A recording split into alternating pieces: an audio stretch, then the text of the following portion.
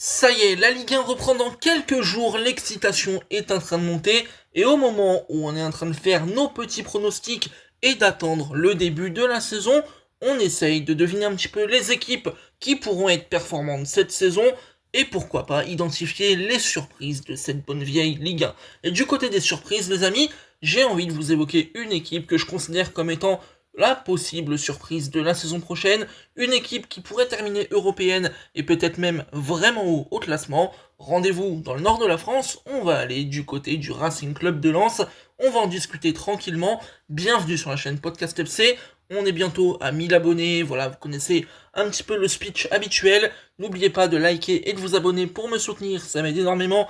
Et évidemment, on vise l'objectif des 1000 abonnés. On va tranquillement discuter autour du Racing Club de Lens.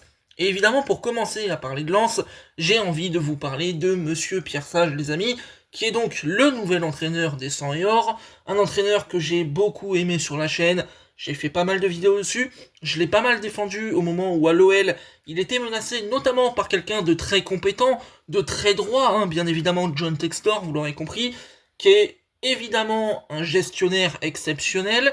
Finalement, Pierre Sage à Lyon, il s'est fait virer, pour des raisons que je comprendrai encore pas, mais bon, tant pis, c'est pas le débat. Sage est aujourd'hui du côté de Lens, c'est aujourd'hui le gestionnaire quelque part d'un nouveau projet du côté du nord de la France, un projet qui va se faire forcément avec des départs importants, on va revenir dessus, avec des arrivées tout aussi qualitatives, là également on va en discuter, mais en fait pourquoi je vous parle de Pierre Sage? Parce que Pierre Sage, pour moi, de mon opinion, c'est vraiment quelqu'un, déjà sur l'aspect humain, qui est tout à fait respectable. Quelqu'un qui vient d'en bas, qui est monté tranquillement, qui a gravi les échelons, qui a fait ses preuves en intérim, et qui, de par son talent, de par sa qualité humaine et de tacticien, est resté dans un club comme l'OL, qui, ok, c'était pas le plus grand des Olympiques Lyonnais, c'était un peu compliqué, j'en conviens, mais c'était quand même l'Olympique Lyonnais, et c'est pas donné à n'importe qui d'entraîner ce club. Si Sage a été l'entraîneur de l'OL, a eu d'aussi bons résultats et a été aussi apprécié de manière unanime, à part pour un homme, mais bon, John Textor, on connaît, et ben c'est pas pour rien. C'est pas pour rien, c'est vraiment quelqu'un avec de grosses qualités, et pour le coup, s'il y avait un nouveau projet à lancer à Lens, une nouvelle vibe, un peu une nouvelle page à faire du côté de Lens, il fallait franchement nommer quelqu'un comme Pierre Sage, et on pouvait probablement pas rêver meilleure nomination. Aussi, du côté du mercato, bien évidemment, Lens a perdu des éléments importants. Je pense, bien entendu, à Medina qui est parti du côté de l'OM et forcément à Neil El-Ainaoui qui est parti lui à la Roma. Ces deux départs qui sont importants parce que c'était deux joueurs extrêmement talentueux, très forts du côté de Lens, notamment Medina qui était un vrai pilier depuis pas mal de temps maintenant. Ces deux départs-là sont dommageables, c'est vrai que c'était des joueurs qui tenaient la baraque. El-Ainaoui au milieu de terrain, quand même un profil qui est rare sur le marché, qui est vraiment très très dur à retrouver. Lens va devoir composer véritablement sans ça. C'est une perte sportive. Humainement, ça avait l'air d'être aussi un très bon gars. J'ai eu de vrais bons retours dessus, pour le coup, de la part des supporters. Donc très très grosse perte pour Lens. Medina, bien sûr, on connaît la régularité, la grinta, le sang chaud argentin. Il a amené tellement de choses à Lens. Pas de problème, c'est une grosse perte. Lens a aussi dégraissé. Je pense à Zarouri qui est parti, Koyalipou qui s'est également cassé du club. Et je dis se casser parce que vraiment à Lens, je sais que les supporters en pouvaient plus. Sincèrement, c'était assez dingue. Il y a eu des départs comme ça à Lens, mais honnêtement, certes ils sont importants, mais derrière, il y a quand même eu un mercato d'une vraie grande qualité. Alors là, je suis sur la page Transfer Market pour essayer un peu de m'éclairer. Évidemment, je connais pas tout du RC Lens, donc je m'excuse si jamais je fais une petite coquille ou quoi. Pardonnez-moi les Lensois. Il y a Jérémy Agbonifo qui visiblement est arrivé au club, ok, très bien, pas de souci. Montant de transfert à 6,5 millions d'euros.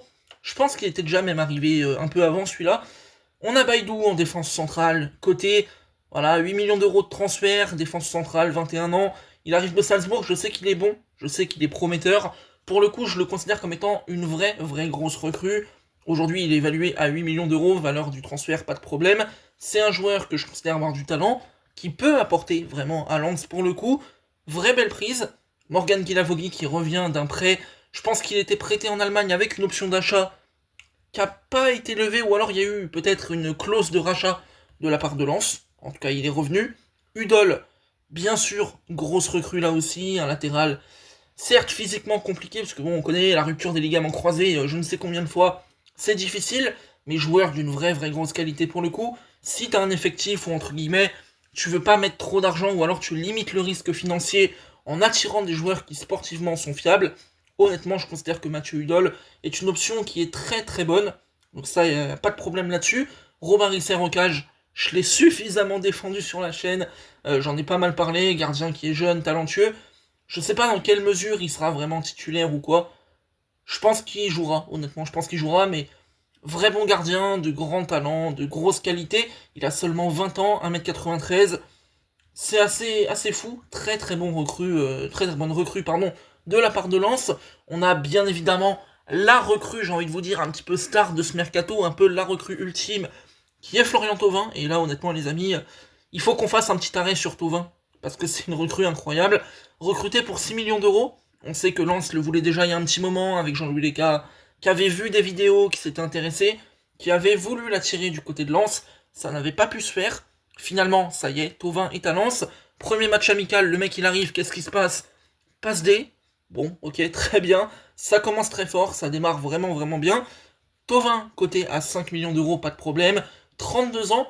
Et là où c'est bien, là où je considère que Lens est vraiment intelligent, c'est que tu vas aller chercher Thauvin, 32 ans, qui a tout connu finalement dans sa carrière. Il a connu l'étranger, avec succès ou non. Il a connu même des championnats exotiques, comme le Mexique. Il a connu un titre en équipe de France de champion du monde. Alors oui, c'est pas le joueur qui a le plus participé, le plus contribué, mais il était dans le groupe, il a quand même eu son apport quelque part là-dessus. À l'OM, il a fait des vraies grosses saisons à l'époque. Là, tu vas le chercher, t'en fais le grand frère du vestiaire. C'est intelligent, il a l'expérience, il a, je pense, la personnalité pour ça. La sympathie, ça a vraiment l'air d'être un très bon gars, Thauvin. Y a pas de problème. Vrai bon joueur, techniquement parlant. Il est au-dessus, voilà, tout simplement, il est au-dessus. Faut pas oublier que Thauvin, à l'époque, les amis, c'est titulaire indiscutable à l'OM. Très grand club, quand même, il faut le respecter. Je dis ça en tant que parisien, donc on respecte quand même l'OM et tout ça. Très grand club. Le mec te claque des saisons à 22 buts, 17 passes décisives à je sais plus quelle saison. Il est souvent régulier, il est vraiment constant. Techniquement très fort, décisif. Il arrive vraiment à être au-dessus de la moyenne. Et c'est pas pour rien parce que Thauvin a été un joueur de ouf. Un international français qui est revenu très souvent dans les listes quand même. C'est assez incroyable. Honnêtement, c'est un recrutement que j'attendais pas à Lens, parce que je pensais pas que Lens irait le chercher, mettrait de l'argent comme ça. C'est peut-être un peu chaud de mettre 6 millions d'euros sur un gars qui a 32 ans. C'est pas la logique entre guillemets économique et de trading qu'on peut voir en Ligue 1. Mais pour le coup, le renfort sportif, il est vraiment super intéressant.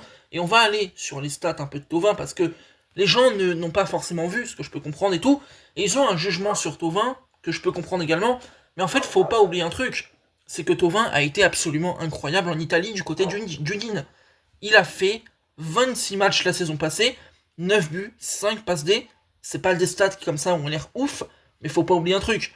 Ses coéquipiers lui croquent pas mal de passes, déjà d'une part. Il joue dans une équipe en Italie qui est pas phénoménale, vous voyez. Là il arrive, honnêtement je pense que c'est une recrue assez incroyable pour Lens. Au niveau de la data, je l'avais évoqué, il est élite dans énormément de points, pas de problème. La saison d'avant encore, 31 matchs, 6 buts, 5 passes D. On a une régularité dans les stats. On a un joueur qui techniquement est vraiment bon. Bon, moi je considère que c'est vraiment une recrue assez incroyable pour le Racing. Et du coup, cet enchaînement, Pierre Sage, des ventes qui ont été globalement plutôt maîtrisées, je pense, des arrivées qualitatives, en nombre. Bah écoutez les amis, si je devais m'exprimer, si je devais vraiment donner mon ressenti sur le fait que Lens peut être potentiellement la surprise de la saison en Ligue 1, et bah j'ai pas peur de le dire. Vu l'ambiance, vu Bollard, vu le fait que Pierre Sage soit à la tête de ce projet-là, et la qualité du recrutement, sans oublier la rumeur par rapport à Gournadoite qui pourrait éventuellement arriver, à prendre avec des pincettes, je me dis, sincèrement, et c'est pas pour faire plaisir à qui que ce soit, je m'en fous, que Lens peut être européen cette saison, dans une Ligue 1 qui peut-être sera un peu faible, et je me dis même, parce que là vraiment on va se mouiller, que Lens a une place à jouer pour la Ligue des Champions. Et pourquoi je parle de LDC? Parce que Paris te mange une place, forcément. Marseille et Monaco vont être très attendus. Des mercatos incroyables, des effectifs d'une grande qualité, bien entendu. Sauf qu'il reste une place, la 4ème, et cette place-là va être disputée. Lens, Strasbourg, Nice, on verra. Peut-être qu'une équipe surprise va s'immiscer. et si cette équipe, c'était le Racing Club de Lens. C'était Podcast FC les amis, on a discuté tranquillement autour de Lens, pas de problème, j'espère que ça vous a plu. N'oubliez pas le like et l'abonnement pour me soutenir, comme d'habitude je le dis, on atteint bientôt les 1000 abonnés sur la chaîne, donc ce serait absolument incroyable. On se retrouvera très bientôt pour parler de foot français, de mercato, etc. Je pense qu'on fera même d'autres revues d'effectifs comme ça, peut-être l'OM, peut-être Lyon, voilà, on verra les clubs qu'on pourra faire potentiellement. Mais en tout cas, très content que la Ligue 1 reprenne. Je vous souhaite une excellente soirée, à très bientôt, et salut.